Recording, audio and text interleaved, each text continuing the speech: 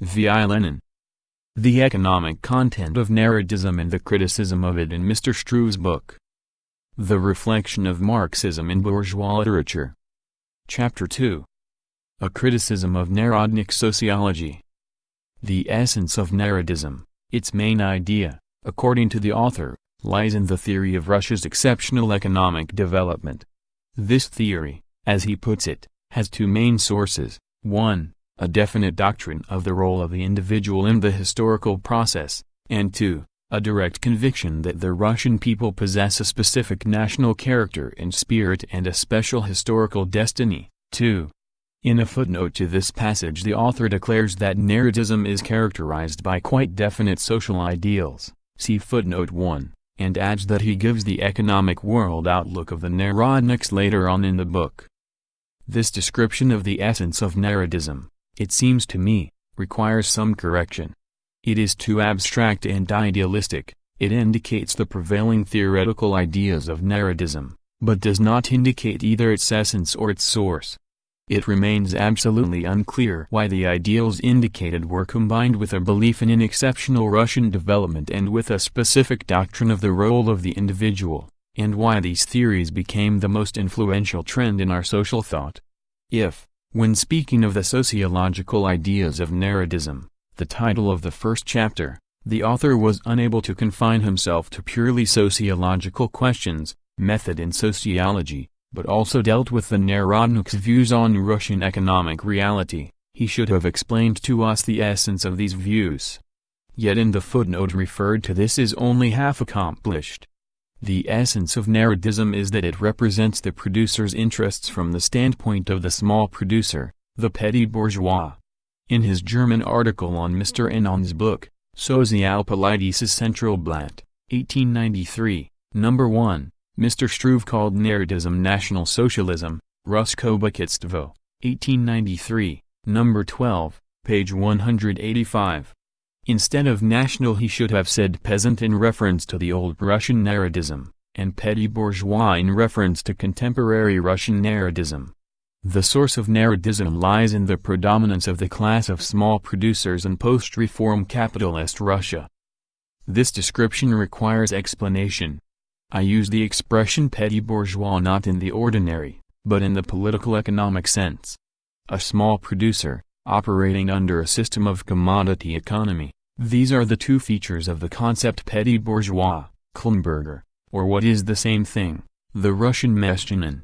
It thus includes both the peasant and the handicraftsman, whom the Narodniks always placed on the same footing, and quite rightly, for they are both producers, they both work for the market, and differ only in the degree of development of commodity economy.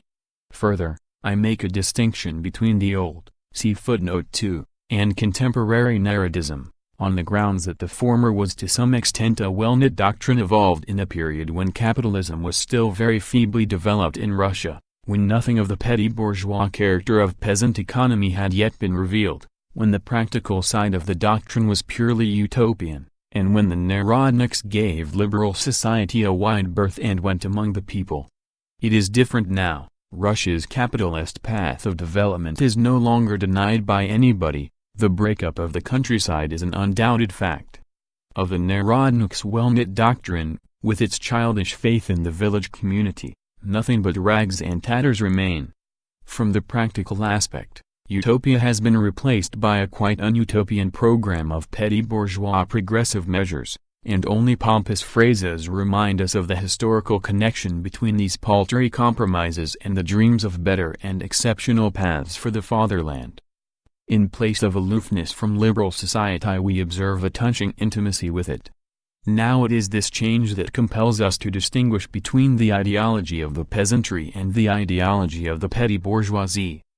It seemed all the more necessary to make this correction concerning the real content of Narodism, since Mr. Struve's aforementioned abstractness of exposition is his fundamental defect. That is the first point. And secondly, certain basic tenets of the doctrine by which Mr. Struve is not bound demand that social ideas be reduced to social economic relations. And we shall now endeavor to show that unless this is done it is impossible to understand even the purely theoretical ideas of Narodism, such as the question of method in sociology. Having pointed out that the Narodnik doctrine of a special method in sociology is best expounded by Mr. Murtov, see footnote 12, and Mr. Mikhailovsky, Mr. Struve goes on to describe this doctrine as subjective idealism, and in corroboration quotes from the works of the authors mentioned a number of passages on which it is worthwhile dwelling. Both take as a cornerstone the thesis that history was made by solitary fighting individuals. Individuals make history, Murtov. Mr. Mikhailovsky is even more explicit. The living individual, with all his thoughts and feelings, becomes a history maker on his own responsibility. He, and not some mysterious force, sets aims in history and moves events towards them through a lane of obstacles placed before him by the elemental forces of nature and of historical conditions. 8. This thesis that history is made by individuals is absolutely meaningless from the theoretical standpoint. All history consists of the actions of individuals, and it is the task of social science to explain these actions, so that the reference to the right of interfering in the course of events, Mr. Mikhailovsky's words, quoted by Mr. Struve on page 8, is but empty tautology. This is very clearly revealed in Mr. Mikhailovsky's last effusion. The living individual, he argues, moves events through a lane of obstacles placed by the elemental forces of historical conditions. And what do these historical conditions consist of? According to the author's logic, they consist in their turn of the actions of other living individuals. A profound philosophy of history, is it not? The living individual moves events through a line of obstacles placed by other living individuals. And why are the actions of some living individuals called elemental, while of the actions of others it is said that they move events towards previously set aims? It is obvious that to search for any theoretical meaning here would be an almost hopeless undertaking. The fact of the matter is that the historical conditions which provided our subjectivists with material for the theory consisted, as they still consist, of antagonistic relations and gave rise to the expropriation of the producer. Unable to understand these antagonistic relations, unable to find in these latter the social elements with which the solitary individuals could join forces, the subjectivists confined themselves to concocting theories which consoled the solitary individuals with the statement that history is made by living individuals. The famous subjective method in sociology expresses nothing, absolutely nothing, but good intentions and bad understanding. Mr. Mikhailovsky's further reasoning, as quoted by the author, is striking confirmation of this. European life, Mr. Mikhailovsky says, took shape just as senselessly and immorally as a river flows or a tree grows in nature. A river flows along the line of least resistance, washes away whatever it can, even if it be a diamond mine, and flows around whatever it cannot wash away, even if it be a dunghill. Sluices, dams, outlet and inlet canals are built on the initiative of human reason and sentiment. Such reason and sentiment, it may be said, were absent when the present economic system in Europe arose. They were in an embryonic state, and their influence on the natural elemental course of things was insignificant. 9.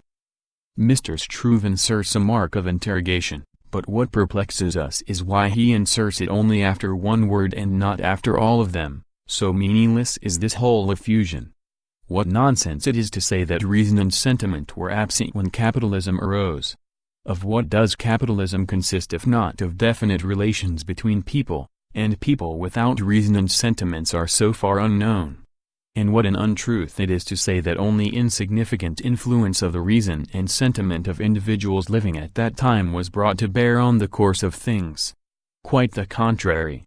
People in sound mind and judgment then erected extremely well-made sluices and dams, which forced the refractory peasant into the mainstream of capitalist exploitation. They created extremely artful bypass channels of political and financial measures through which swept capitalist accumulation and capitalist expropriation that were not content with the action of economic laws alone.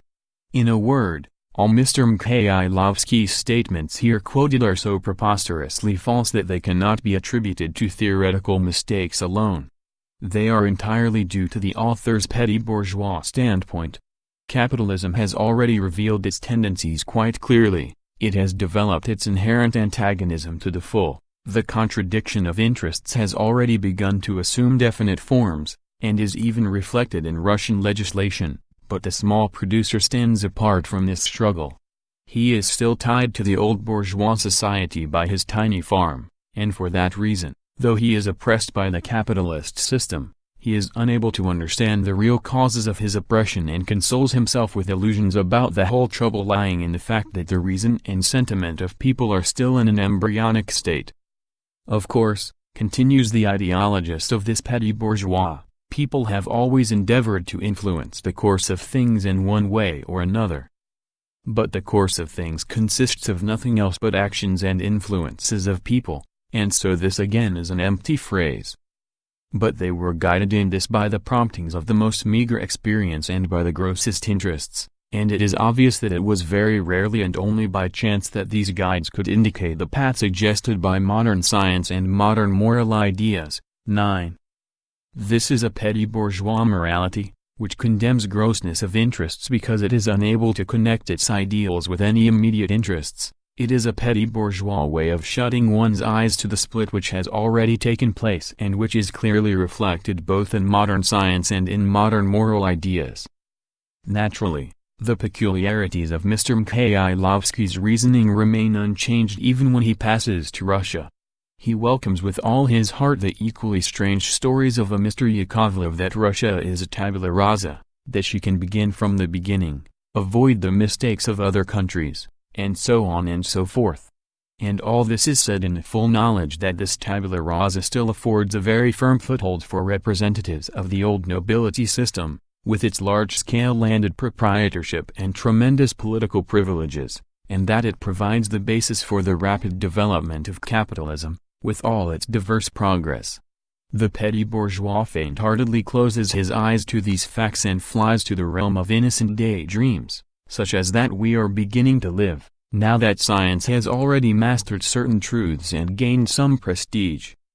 And so, the class origin of the sociological ideas of Narodism is already clear from those arguments of Mr. Mikhailovsky's which Mr. Struve quotes. We must object to a remark which Mr. Struve directs against Mr. Mikhailovsky. According to his view, the author says, there are no insurmountable historical tendencies which, as such, should serve on the one hand as a starting point, and on the other as unavoidable bounds to the purposeful activity of individuals and social groups. 11.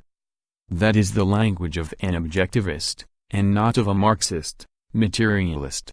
Between these conceptions, systems of views, there is a difference, which should be dwelt on, since an incomplete grasp of this difference is one of the fundamental defects of Mr. Struve's book and manifests itself in the majority of his arguments.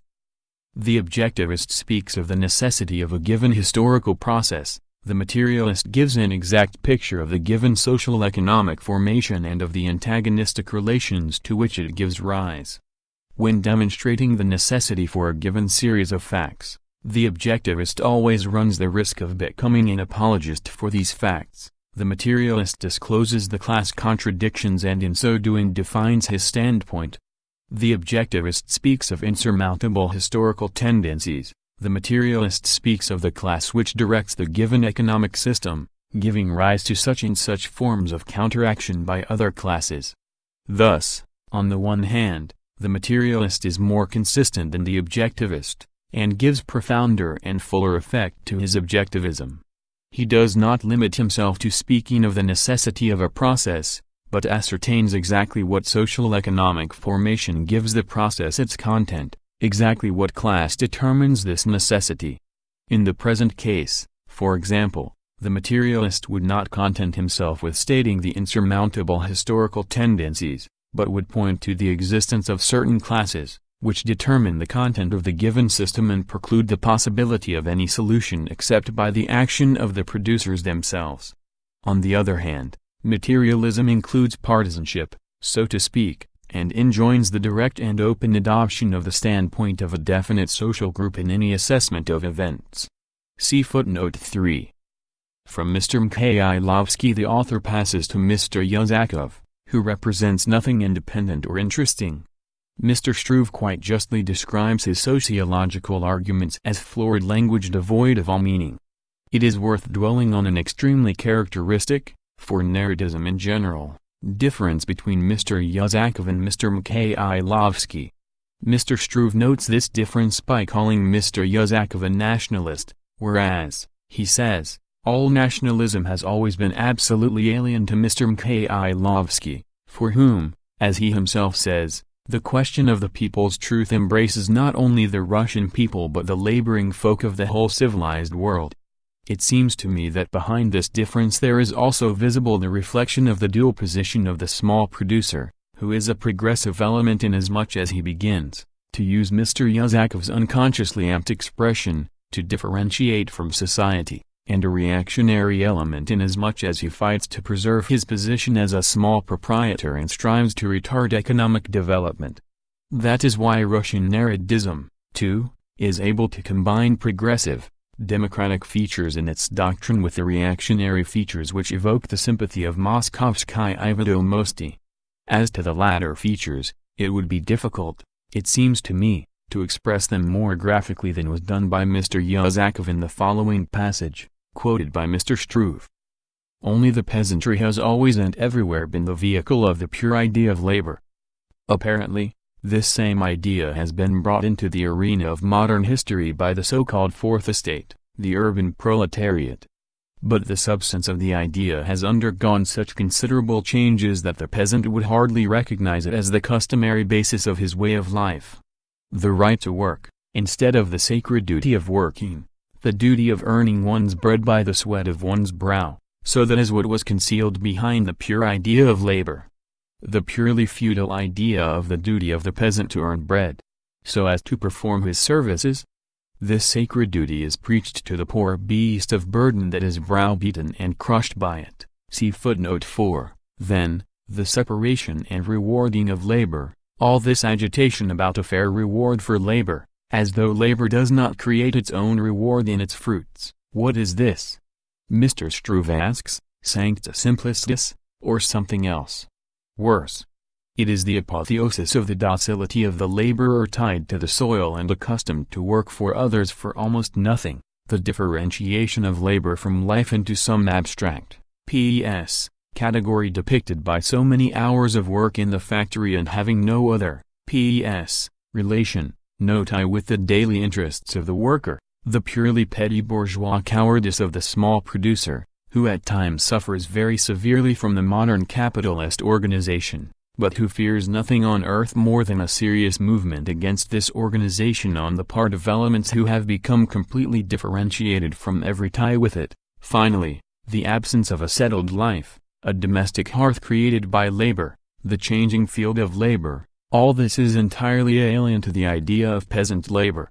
The labor hearth, inherited from their fathers and forefathers, labor, whose interests permeate the whole of life and build its morals, love of the soil, watered by the sweat of many generations, all this, which constitutes an inalienable and distinguishing feature of peasant life, is absolutely unknown to the proletarian working class, and, therefore, although the life of the latter is a worker's life, it is built upon bourgeois morality, an individualist morality based on the principle of acquired right, or, at best, on abstract philosophical morality, but peasant morality has its basis in labor, in the logic of labor and its demands. 18.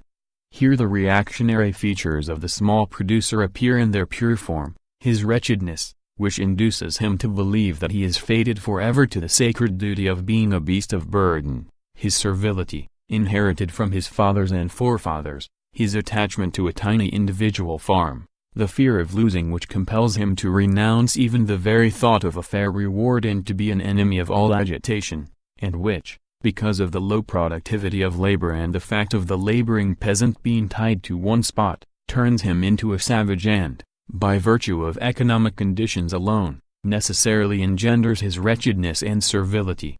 The breakdown of these reactionary features must unquestionably be placed to the credit of our bourgeoisie. The progressive work of the latter consists precisely in its having severed all the ties that bound the working people to the feudal system and to feudal traditions. It replaced, and is still replacing, The medieval forms of exploitation, which were concealed by the personal relations of the lord to his vassal, of the local kulik and buyer up to the local peasants and handicraftsmen, of the patriarchal modest and bearded millionaire to his lads, and which as a result gave rise to ultra-reactionary ideas, replacing them by the exploitation of the European type of jaunty entrepreneur, exploitation which is impersonal, naked and unconcealed, and which therefore shatters absurd illusions and dreams. It has destroyed the old isolation, settled life, of the peasant, who refused to know, and could not know, anything but his plot of land, and has begun, by socializing labor and vastly increasing its productivity, to force the producer into the arena of social life. With respect to Mr. Yazakov's argument here given, Mr. Struve says, thus Mr. Yazakov quite clearly documents the Slavophil roots of Narodism, 18, and later, summarizing his exposition of the sociological ideas of Narodism, he adds that the belief in Russia's exceptional development constitutes a historical tie between Slavophilism and Narodism, and that therefore the dispute between the Marxists and the Narodniks is a natural continuation of the differences between Slavophilism and Westernism, 29. This latter statement, it seems to me, requires limitation. It is indisputable that the Narodniks are very much to blame for a jingoism of the lowest type, Mr. Yazakov, for instance. It is also indisputable that to ignore Marx's sociological method and his presentation of questions concerning the direct producers is, to those Russian people who desire to represent the interests of these direct producers, equivalent to complete alienation from Western civilization. But the essence of Narodism lies deeper. It does not lie in the doctrine of exceptional development nor in Slavophilism, but in representing the interests and ideas of the Russian small producer. This is why among the Narodniks there were writers, and they were the best of the Narodniks, who, as Mr. Struve himself admitted, had nothing in common with Slavophilism, and who even admitted that Russia had entered the same road as Western Europe. You will never understand Russian Narodism through the medium of such categories as Slavophilism and Westernism. Narodism reflected a fact in Russian life which was almost non-existent in the period of the rise of Slavophilism and Westernism, namely, the contradiction between the interests of labor and of capital. It reflected this fact through the prism of the living conditions and interests of the small producer, and therefore did so in a distorted and cowardly way, creating a theory which did not give prominence to the antagonism of social interests, but to sterile hopes in a different path of developments. And it is our duty to correct this mistake of Narodism, to show which social group can become the real representative of the interests of the direct producers. Let us now pass to the second chapter of Mr. Struve's book. The author's plan of exposition is as follows. First, he outlines the general considerations which lead us to regard materialism as the only correct method of social science. Then he expounds the views of Marx and Engels, and, finally, he applies the conclusions reached to certain phenomena of Russian life. In view of the particular importance of the subject of this chapter, we shall endeavor to analyze its contents in greater detail and to note those points which provoked disagreement. The author begins with the entirely correct contention that a theory which reduces the social process to the actions of living individuals, who set themselves aims and move events, is the result of a misunderstanding. Nobody, of course, ever thought of ascribing to a social group an existence independent of the individuals forming it. 31. But the point is that the concrete individual is a product of all past and contemporary individuals, i.e., of a social group. 31. Let us explain the author's idea. History, Mr. Mikhailovsky argues, is made by the living individual with all his thoughts and feelings. Quite true. But what determines these thoughts and feelings? Can one seriously support the view that they arise accidentally and do not follow necessarily from the given social environment, which serves as the material, the object of the individual's spiritual life, and is reflected in his thoughts and feelings positively or negatively, in the representation of the interests of one social class or another? And further, by what criteria are we to judge the real thoughts and feelings of real individuals? Naturally, there can be only one such criterion: the actions of these individuals. And since we are dealing only with social thoughts and feelings, one should add, the social actions of individuals, i.e., social facts.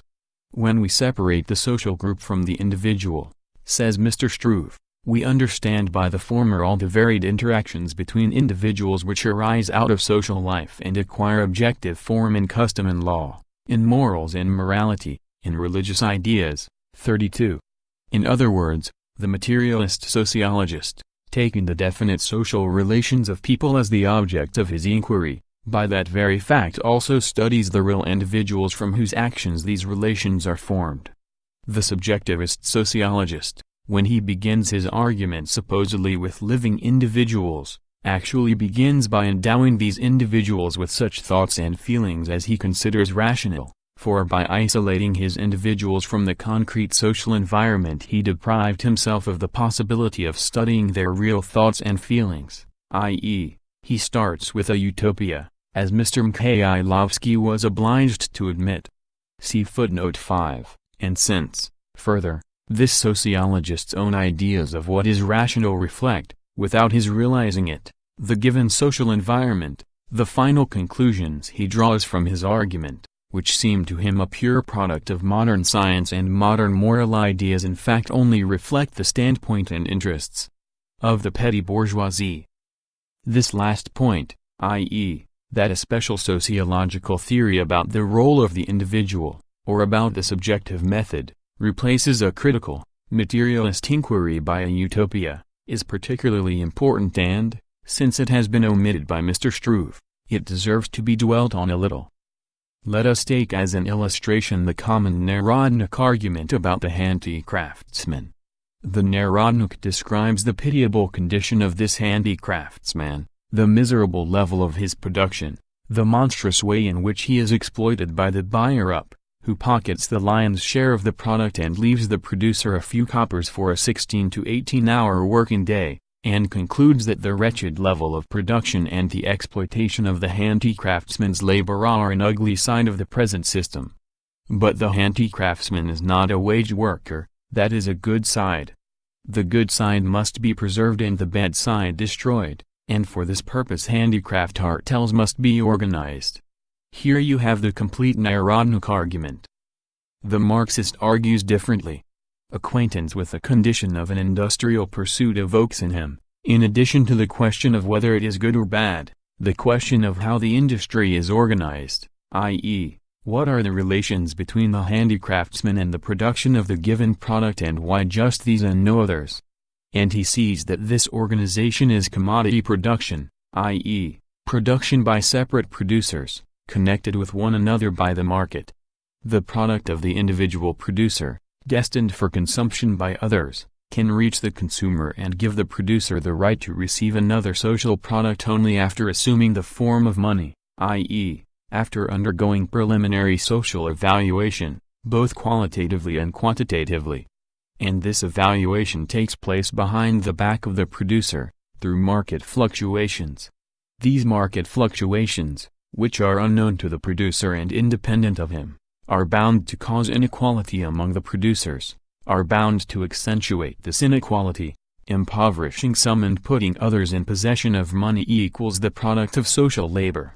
The cause of the power of the money owner, the buyer-up, is therefore clear. It is that he alone, among the handicraftsmen who live from day to day, at most from week to week, possesses money, i.e., the product of earlier social labor, which in his hands becomes capital, an instrument for appropriating the surplus product of other handicraftsmen. Hence, the Marxist concludes, under such a system of social economy the expropriation and the exploitation of the producer are absolutely inevitable, and so are the subordination of the propertialist to the propertied and the contradiction between their interests which provides the content of the scientific conception of the class struggle. And, consequently, the interests of the producer do not, in any way, lie in reconciling these contradictory elements, but, on the contrary, in developing the contradiction and in developing the consciousness of this contradiction. We see that the growth of commodity production leads to such a development of the contradiction here in Russia, too, as the market widens and production grows, merchant capital becomes industrial capital. Machine industry, by finally destroying small, isolated production, it has already been radically undermined by the buyer-up, socializes labor.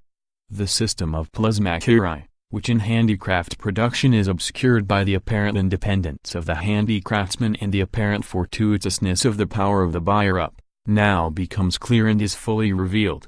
Labor, which even in handicrafts industry participated in life only by presenting the surplus product to the buyers-up, is now finally differentiated from life of bourgeois society. This society discards it with utter frankness, giving full fruition to its basic principle that the producer can secure the means of subsistence only when he finds an owner of money who will condescend to appropriate the surplus product of his labor.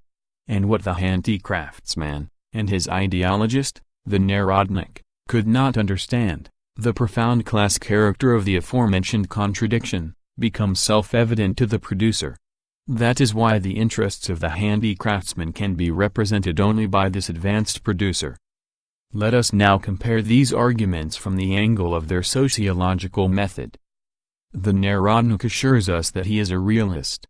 History is made by living individuals, and I, he declares, begin with the feelings of the handicraftsman, whose attitude is hostile to the present system, and with his thoughts about the creation of a better system, whereas the Marxist argues about some sort of necessity and inevitability. He is a mystic and a metaphysician.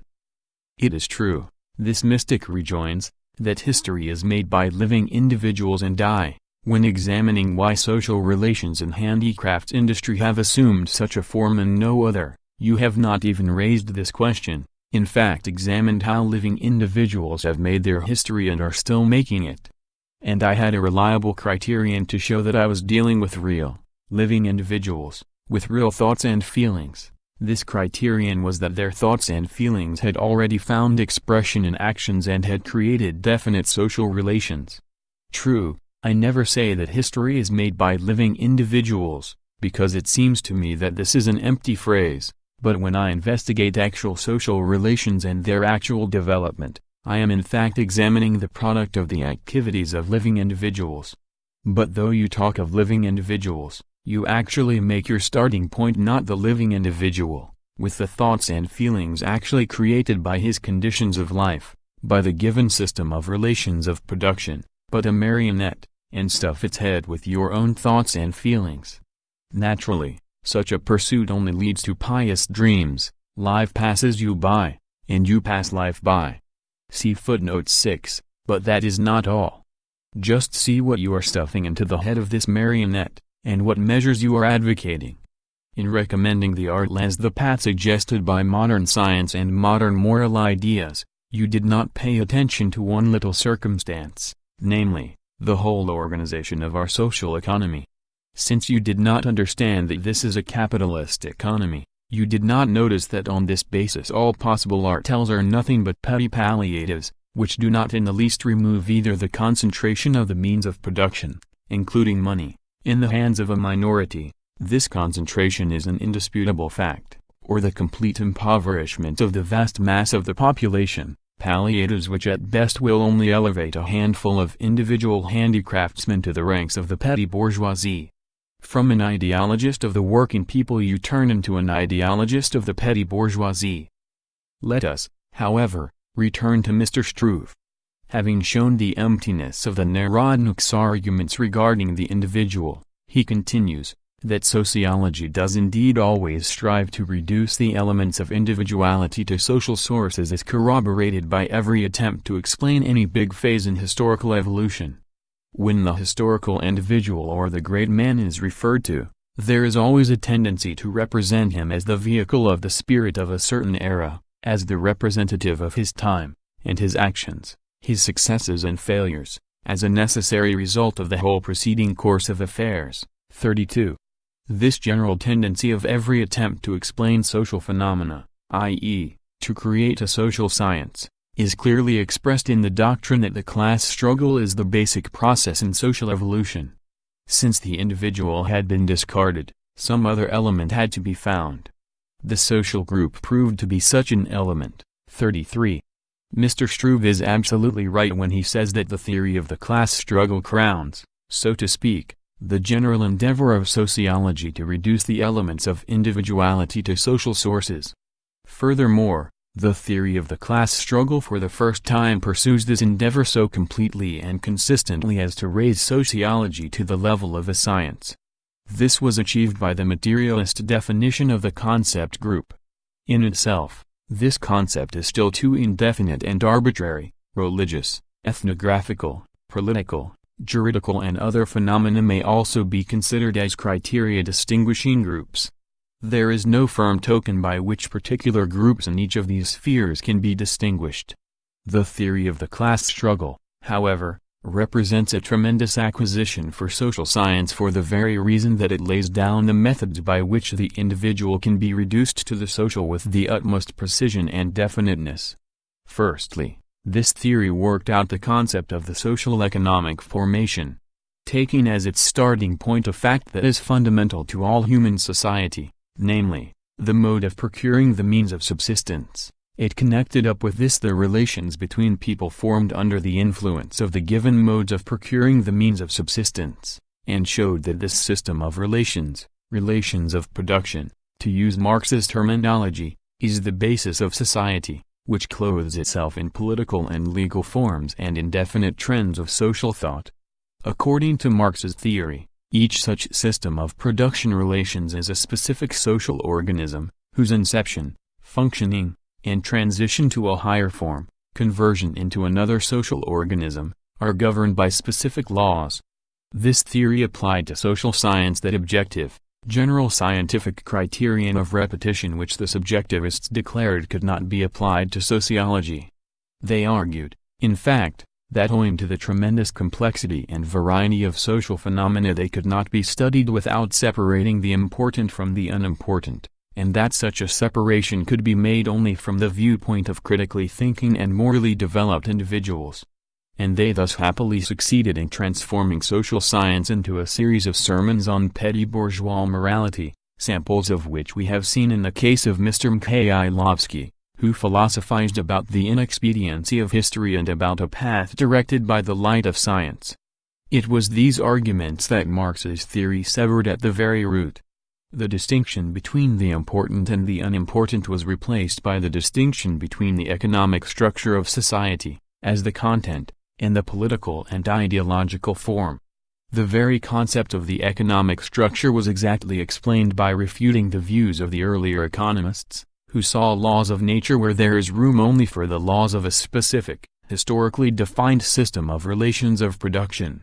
The subjectivists' arguments about society in general, meaningless arguments that did not go beyond petty bourgeois utopias, because even the possibility of generalizing the most varied social systems into special types of social organisms was not ascertained, were replaced by an investigation of definite forms of the structure of society. Secondly, the actions of living individuals within the bounds of each such social economic formation, actions infinitely varied and apparently not lending themselves to any systematization, were generalized and reduced to the actions of groups of individuals differing from each other in the part they played in the system of production relations, in the conditions of production, and, consequently, in their conditions of life, and in the interests determined by these conditions, in a word, to the actions of classes, the struggle between which determined the development of society. This refuted the childishly naive and purely mechanical view of history held by the subjectivists, who contented themselves with the meaningless thesis that history is made by living individuals, and who refused to examine what social conditions determine their actions, and exactly in what way. Subjectivism was replaced by the view that the social process is a process of natural history, a view without which, of course, there could be no social science. Mr. Struve very justly remarks that ignoring the individual in sociology, or rather, removing him from sociology, is essentially a particular instance of the striving for scientific knowledge. 33, and that individualities exist not only in the spiritual but also in the physical world. The whole point is that the reduction of individualities to certain general laws was accomplished for the physical realm long ago, while for the social realm it was firmly established only by Marx's theory.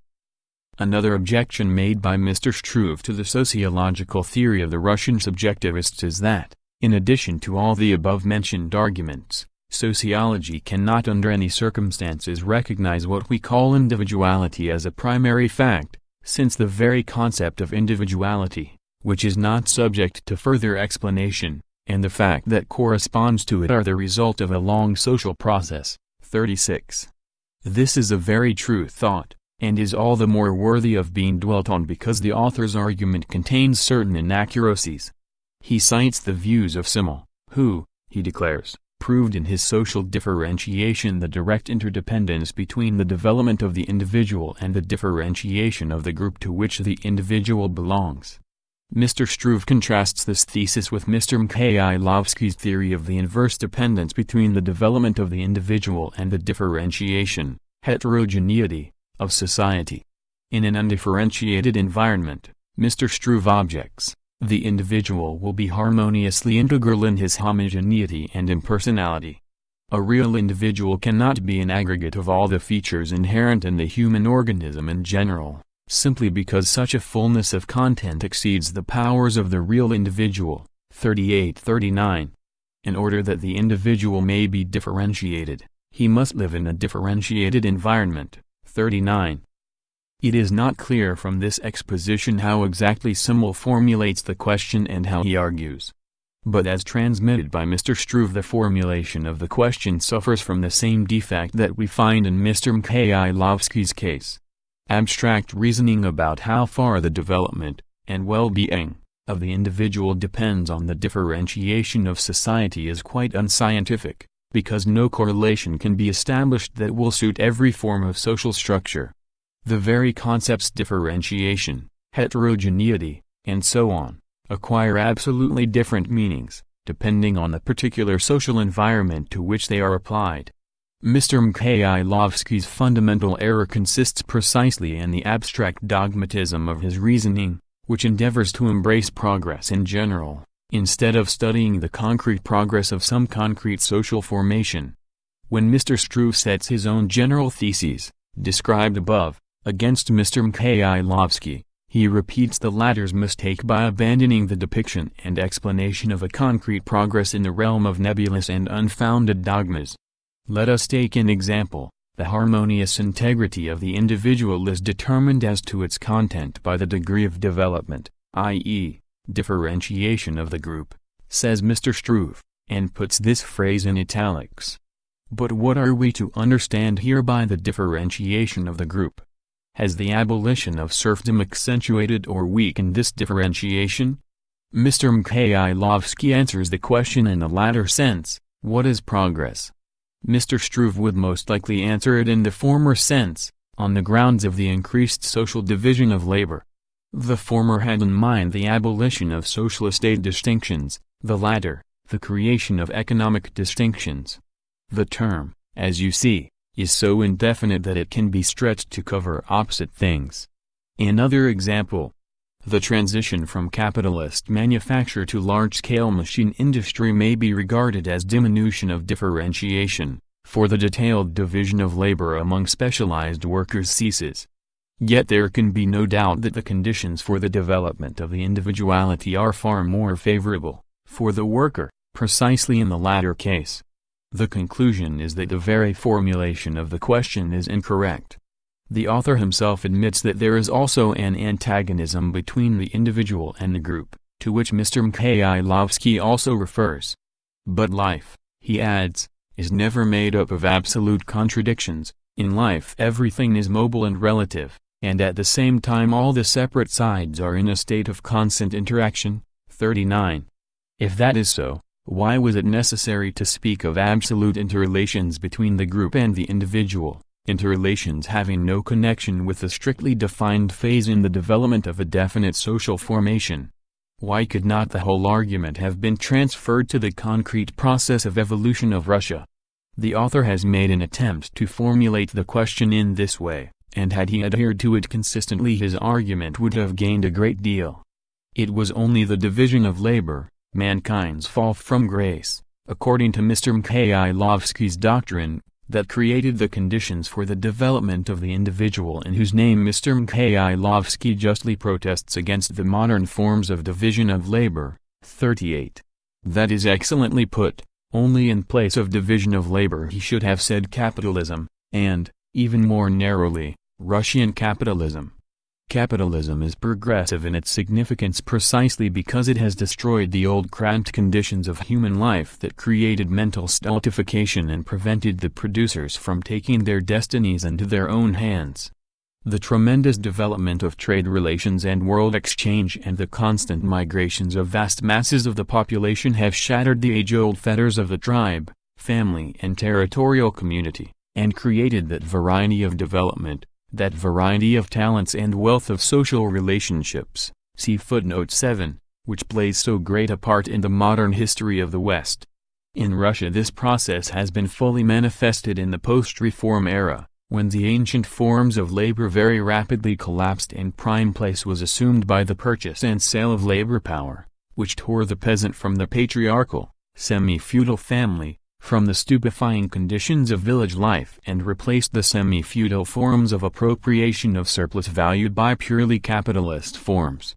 This economic process has been reflected in the social sphere by a general heightening of the sense of individuality, by the middle-class intellectuals squeezing the landlord class out of society, by a heated literary war against senseless medieval restrictions on the individual, and so on. The Narodniks will probably not deny that it was post-reform Russia which produced this heightened sense of individuality, of personal dignity. But they do not ask themselves what material conditions led to this. Nothing of the kind, of course, could have happened under serfdom. And so the Narodnik welcomes the emancipatory reform, never noticing that he is guilty of the same short-sighted optimism as the bourgeois historians of whom Marx wrote that they regarded the peasant reform through the clarobscure of emancipation, without observing that this emancipation only consisted in the replacement of one form by another, the replacement of the feudal surplus product by bourgeois surplus value. Exactly the same thing has happened in our country. The old nobility economy, by tying men to their localities and dividing the population into handfuls of subjects of individual lords, brought about the suppression of the individual. And then capitalism freed him of all feudal fetters, made him independent in respect of the market, made him a commodity owner, and as such the equal of all other commodity owners, and thus heightened his sense of individuality. If the Narodnik gentlemen are filled with Pharisaic horror when they hear talk of the progressive character of Russian capitalism, it is only because they do not reflect on the material conditions which make for those benefits of progress that mark post-reform Russia. When Mr. Mikhailovsky begins his sociology with the individual who protests against Russian capitalism as an accidental and temporary deviation of Russia from the right path, he defeats his own purpose because he does not realize that it was capitalism alone that created the conditions which made possible this protest of the individual. From this example we see once again the changes needed in Mr. Struve's arguments. The question should have been made entirely one of Russian realities, of ascertaining what actually exists and why it is so and not otherwise. It was not for nothing that the Narodniks based their whole sociology not on an analysis of reality but on arguments about what might be. They could not help seeing that reality was mercilessly destroying their illusions. The author concludes his examination of the theory of individuals with the following formulation: to sociology, the individual is a function of the environment. The individual is here a formal concept, whose content is supplied by an investigation of the social group. 40. This last comparison brings out very well the contrast between subjectivism and materialism. When they argued about the individual, the subjectivists defined the content of this concept, i.e., the thoughts and feelings of the individual, his social acts, a priori, that is, they insinuated their utopias instead of investigating the social group. Another important aspect of materialism, Mr. Struve continues, consists in economic materialism subordinating the idea to the fact, and consciousness and what should be to being. 40. Here, of course, subordinating the idea means assigning to it a subordinate position in the explanation of social phenomena.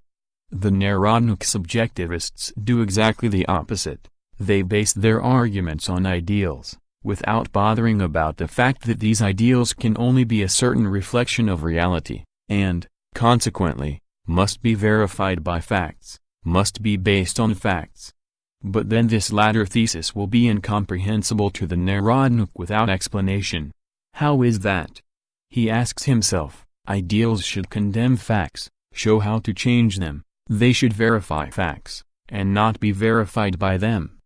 To the Narodnik, who is accustomed to hover in the clouds, this appears to be a compromise with facts. Let us explain. The existence of working for others, the existence of exploitation, will always engender ideals opposite to this system both among the exploited themselves and among certain members of the intelligentsia. These ideals are extremely valuable to the Marxist. He argues with Narodism only on the basis of these ideals. He argues exclusively about the construction of these ideals and their realization. The Narodnik thinks it enough to note the fact that gives rise to such ideals, then to refer to the legitimacy of the ideal from the standpoint of modern science and modern moral ideas, and he does not realize that these modern ideas are only concessions made by West European public opinion to the new rising force, and then to call upon society and the state to ensure it, safeguard it, organize it. The Marxist proceeds from the same ideal. He does not compare it with modern science and modern moral ideas, however, see footnote 8, but with the existing class contradictions, and therefore does not formulate it as a demand put forward by science, but by such and such a class, a demand engendered by such and such social relations, which are to be objectively investigated, and achievable only in such and such a way in consequence of such and such properties of these relations. If ideals are not based on facts in this way, they will only remain pious wishes, with no chance of being accepted by the masses and, hence, of being realized. Having thus stated the general theoretical propositions which compel the recognition of materialism as the only correct method of social science, Mr. Struve proceeds to expound the views of Marx and Engels, quoting principally the works of the latter. This is an extremely interesting and instructive part of the book. The author's statement that nowhere does one meet with such misunderstanding of Marx as among Russian publicists, 44, is an extremely just one. In illustration, he first of all cites Mr. Mikhailovsky, who regards Marx's historico-philosophical theory as nothing more than an explanation of the genesis of the capitalist system. Mr. Struve quite rightly protests against this. Indeed, it is a highly characteristic fact. Mr. Mikhailovsky has written about Marx many times, but he has never even hinted at the relation of Marx's method to the subjective method in sociology. Mr. Mikhailovsky has written about capital and has declared his solidarity with Marx's economic doctrine, but he has passed over in complete silence the question, for example, of whether the Russian subjectivists are not following the method of Proudhon, who wanted to refashion commodity economy in accordance with his ideal of justice. See footnote 9. In what way does this criterion, of justice, justice eternal, differ from Mr. Mikhailovsky's criterion, modern science and modern moral ideas?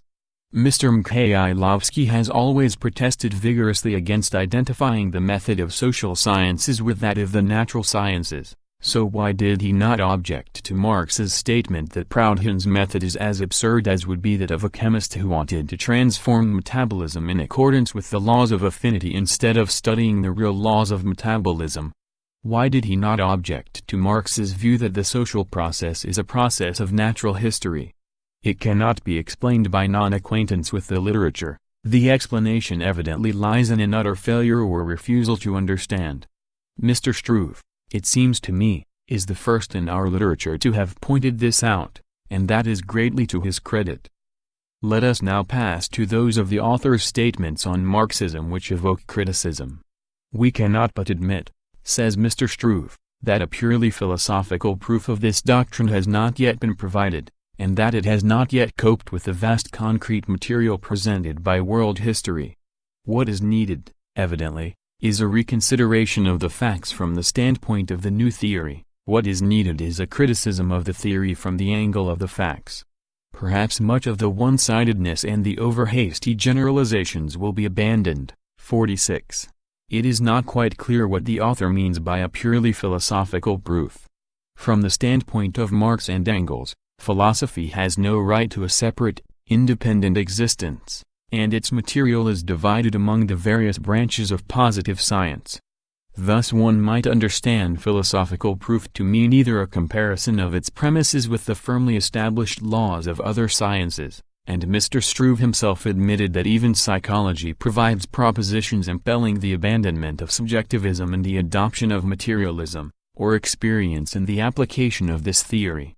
And in this connection we have the statement of Mr. Struve himself that materialism will always be entitled to credit for having provided a profoundly scientific and truly philosophical, author's italics, interpretation of a number, and b. of vastly important historical facts. 50. This latter statement contains the author's recognition that materialism is the only scientific method in sociology, and hence, of course, a reconsideration of the facts is required from this standpoint, especially a reconsideration of the facts of Russian history and present-day reality, which have been so zealously distorted by the Russian subjectivists. As regards the last remark about possible one-sidedness and over-hasty generalizations, we shall not dwell on this general, and therefore vague, statement, but shall turn directly to one of the amendments made by the author, who is not infected with orthodoxy, to the over-hasty generalizations of Marx. The subject is the state. Denying the state, Marx and his followers went too far in their criticism of the modern state and were guilty of one-sidedness. The state, Mr. Struve says, correcting this extravagance, is first of all the organization of order. It is, however, the organization of rule, class rule, in a society in which the subordination of certain groups to others is determined by its economic structure. 53. Tribal life, in the author's opinion, knew the state, and it will remain even after classes are abolished, for the criterion of the state is coercive power. It is simply amazing that the author, criticizing Marx from his professorial standpoint, does so with such a surprising lack of arguments. First of all, he quite wrongly regards coercive power as the distinguishing feature of the state. There is a coercive power in every human community, and there was one in the tribal system and in the family, but there was no state. An essential feature of the state, says Engels in the work from which Mr. Struve took the quotation about the state, is a public power distinct from the mass of the people, Ursprung der Familie USW, Zweidhoffel, S. 84. Russian translation. Page 109, see footnote 13, and somewhat earlier he speaks of the institution of the Nokari, see footnote 14, and says that it undermined the tribal system in two ways. Firstly, by creating a public power, öffentliche Gewalt, which simply no longer coincided with the sum total of the armed people, IB. S. 79, Russian translation, page 105. See footnote 15. Thus the distinguishing feature of the state is the existence of a separate class of people in whose hands power is concentrated. Obviously, nobody could use the term state in reference to a community in which the organization of order is administered in turn by all its members. Furthermore, Mr. Struve's arguments are still more unsubstantial in relation to the modern state. To say of it that it is first of all, the organization of order is to fail to understand one of the most important points in Marx's theory. In modern society the bureaucracy is the particular stratum which has power in its hands. The direct and intimate connection between this organ and the bourgeois class, which dominates in modern society, is apparent both from history. The bureaucracy was the first political instrument of the bourgeoisie against the feudal lords, and against the representatives of the old nobility system in general, and marked the first appearance in the arena of political rule of people who were not high-born landowners, but commoners, middle class, and from the very conditions of the formation and recruitment of this class, which is open only to bourgeois offspring of the people, and is connected with that bourgeoisie by thousands of strong ties. See footnote 10. The author's mistake is all the more unfortunate because it is precisely the Russian Narodniks, against whom he conceived the excellent idea of doing battle, who have no notion that every bureaucracy, by its historical origin, its contemporary source, and its purpose, is purely and exclusively a bourgeois institution, an institution to which only ideologists of the petty bourgeoisie are capable of turning in the interests of the producer. It is also worthwhile to dwell a little on the attitude of Marxism to ethics. On pages 64 to 65 the author quotes the excellent explanation given by Engels of the relation between freedom and necessity. Freedom is the appreciation of necessity. See footnote 16. Far from assuming fatalism, determinism in fact provides a basis for reasonable action. One cannot refrain from adding that the Russian subjectivists could not understand even such an elementary question as freedom of will. Mr. Mikhailovsky helplessly confused determinism with fatalism and found a solution. In trying to sit between two stools, not desiring to deny the functioning of laws, he asserted that freedom of will is a fact of our consciousness. Properly speaking, this is Murtov's idea borrowed by Mr. Mikhailovsky, and can therefore serve as a basis of ethics. It is clear that, applied to sociology, these ideas could provide nothing but a utopia or vapid morality which ignores the class struggle going on in society. One therefore cannot deny the justice of Sombart's remark that in Marxism itself there is not a grain of ethics from beginning to end. Theoretically, it subordinates the ethical standpoint to the principle of causality. In practice it reduces it to the class struggle. Mr. Struve supplements his exposition of materialism by an evaluation from the materialist standpoint of two factors which play a very important part in all Narodnik arguments: the intelligentsia and the state. 70. This evaluation again reflects the author's unorthodoxy noted above in regard to his objectivism. If all social groups in general represent a real force only to the extent that they constitute social classes or adhere to them, then, evidently, the non-state intelligentsia is not a real social force. 70.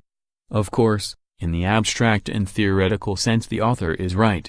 He takes the Narodniks at their word, so to speak.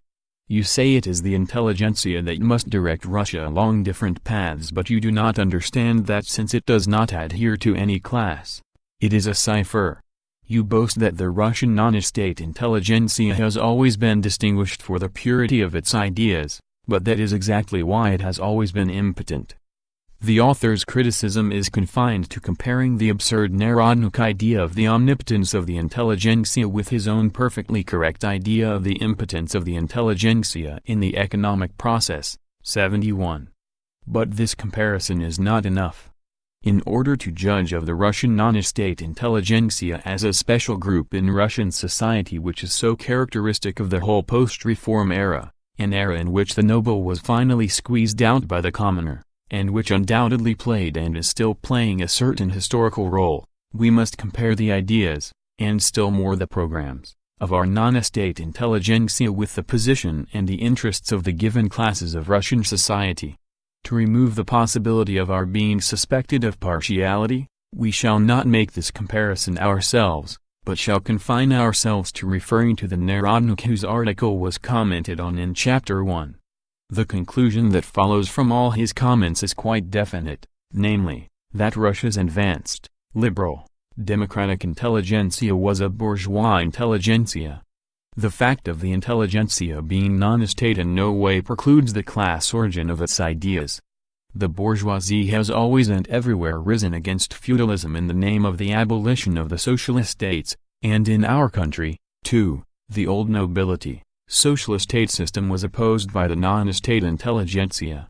The bourgeoisie always and everywhere opposed the obsolete framework of the socialist states and other medieval institutions in the name of the whole people, within which class contradictions were still undeveloped.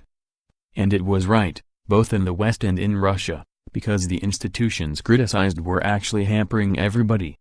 As soon as the socialist state system in Russia was dealt a decisive blow, 1861, antagonism within the people immediately became apparent, and at the same time, and by virtue of this, antagonism became apparent within the non-state intelligentsia, between the liberals and the Narodniks, the ideologists of the peasants, among whom the first Russian ideologists of the direct producers did not see, and, indeed, it was too early for them to see, the formation of opposed classes.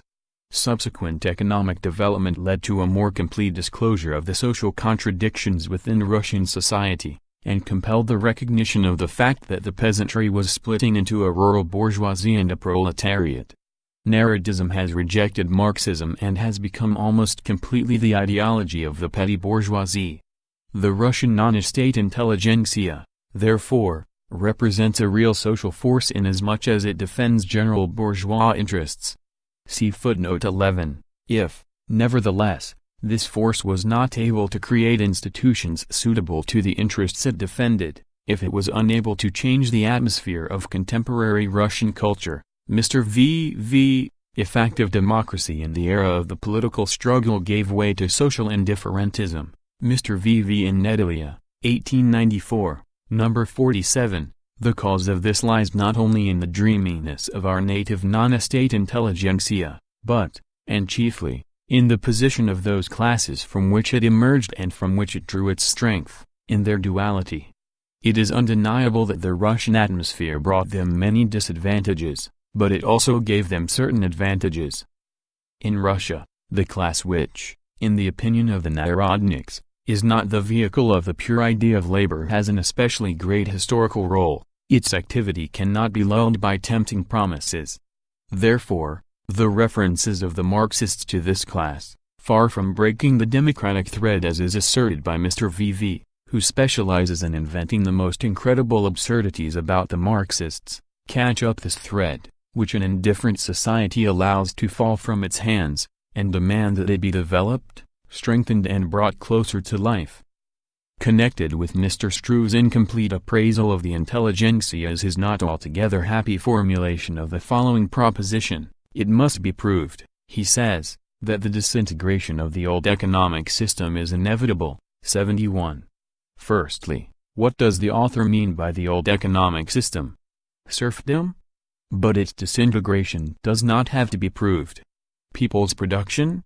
But he himself says later, and quite justly, that this word combination does not correspond to any real historical system. 177, that in other words, it is a myth, because after serfdom was abolished in Russia, commodity economy began to develop very rapidly. The author was probably referring to that stage in the development of capitalism when it had not yet entirely disentangled itself from medieval institutions, when merchant capital was still strong and when the majority of the producers were still engaged in small-scale production. Secondly, what does the author regard as the criterion of this inevitability? The rule of certain classes? The properties of the given system of production relations? In either case it amounts to recording the existence of one or another, capitalist, system, it amounts to recording a fact, and under no circumstances should it have been transplanted to the realm of reflections about the future. Such reflections should have left the monopoly of the Narodnik gentlemen, who are seeking different paths for the fatherland. The author himself says on the very next page that every state is an expression of the rule of definite social classes and that there must be a redistribution of the social force between various classes for the state to radically change its course. 72. All this is profoundly true and very aptly aimed at the Narodniks, and the question should accordingly have been put in a different way: the existence, and not the inevitability of disintegration, etc., of capitalist production relations in Russia must be proved. It must be proved that the Russian data also justify the law that commodity economy is capitalist economy, i.e., that in our country, too, commodity economy is growing everywhere into capitalist economy. It must be proved that everywhere a system prevails which is bourgeois in essence, and that it is the rule of this class, and not the famous Narodnik chance happenings or policy, etc., that lead to the liberation of the producer from the means of production and to his working everywhere for others. With this let us conclude our examination of the first part of Mr. Struve's book, which is of a general character. Notes. 1.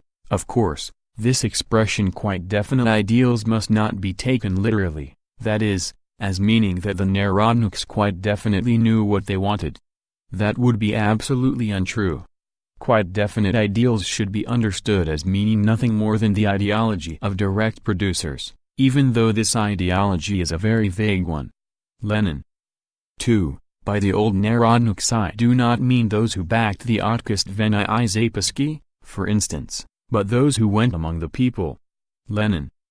3. Concrete examples of Mr. Struve's incomplete application of materialism and the lack of consistency in his theory of the class struggle will be given below in each particular instance. Lenin.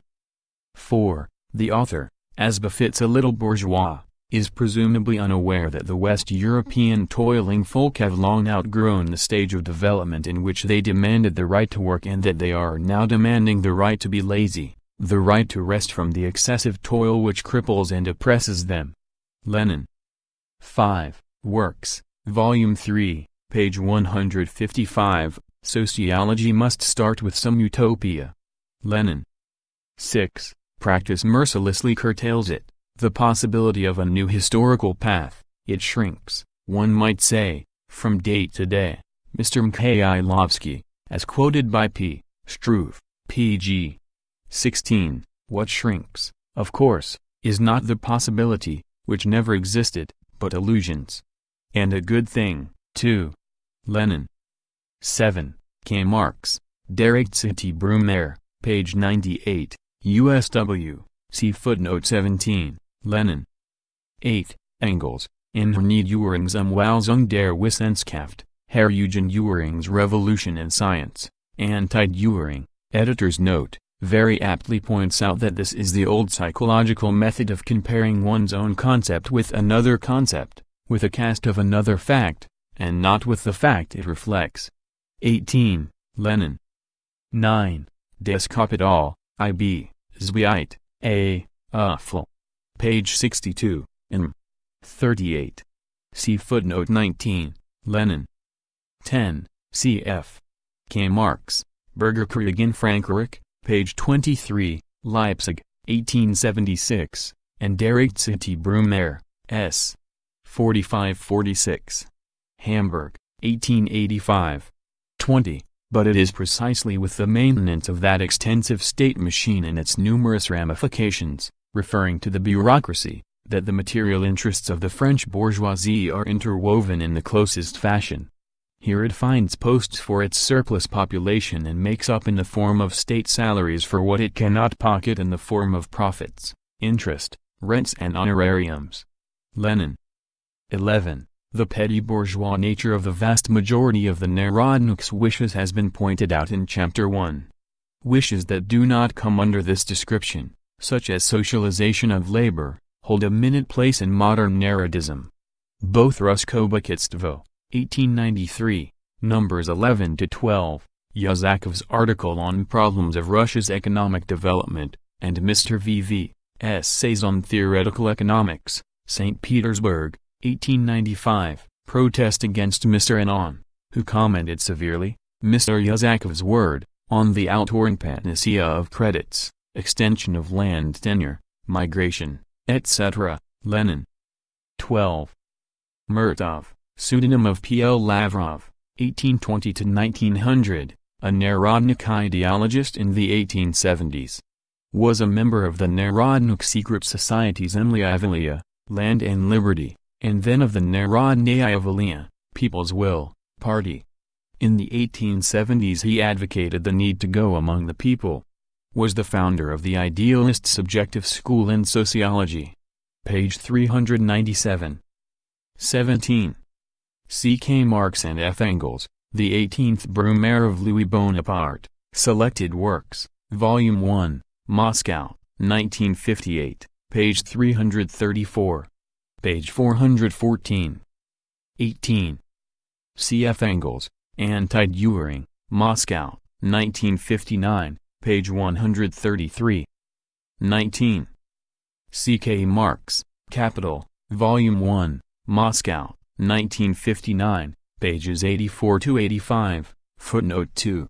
Page 417. 13. C.K. Marx and F. Engels, Origin of the Family, Private Property and the State, Selected Works, Volume 2, Moscow, 1958. Page 272. Page 419. 14. Naukari, Small territorial districts in the ancient Athenian Republic. Nokraries were united in files. The Collegium of Nokrars, Nokrari chiefs, conducted the finances of the Athenian state. It was the duty of each Nokrari to build, equip, and man a warship and to provide 2 horsemen to meet the military needs of the state. 15. C.K. Marx and F. Engels, Opus Citation, in Selected Works, Volume 2, Moscow, 1958, page 269. 20. C.K. Marx and F. Engels, Civil War in France and the 18th Brumaire of Louis Bonaparte, Selected Works, Volume 1, Moscow, 1958, pages 284, 516-17. Page 420. 16. C.F. Engels, Anti-Dühring, Moscow, 1959, page 157. Page 420. End of Chapter 2.